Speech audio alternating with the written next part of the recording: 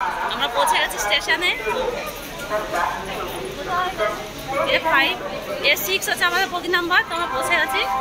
এখন ওই কাকিমা ওরা সবাই আসলে ওখানে গিয়ে বলছি। চলো, কোথায় যাচ্ছ? বৃন্দাবনে যাচ্ছি। আজকে আমরা ঘুমাইনি, কেউ ঘুমায়নি সারা রাত। সকালে উঠেছি, কেউ ঘুমায়নি। 3:30 বেরোনো ছিল। আমরা 1:30টার সময় এসেছি জাগরণ দেখে, হনুমান জয়ন্তী।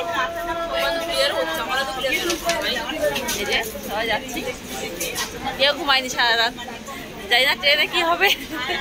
একটা তো অচানক সে প্ল্যান হলো, আমরা আবার কি বলে জাগরণে গেলাম। জাগরণ থেকে 1:30টার সময় এসেছি, এসে আবার চান টান করে রেডি হয়ে যাচ্ছি, কারণ ওখানে গিয়ে হোটেল যদি আমরা ঘুমায় পড়তাম তাহলে একটু কষ্ট হয়ে যেত, তাই আমরা ঘুমাইনি। আমরা একদম চান করেই আমরা বেরিয়েছি। কি হলো, কষ্ট হচ্ছে? হ্যাঁ, হাতে ব্যথা হয়ে যাচ্ছে। তো এ হ্যাঁ আমারই ট্রেন, দেখো এটা হচ্ছে। চলো চলো चलो चलो चलो, बुलावा आया है।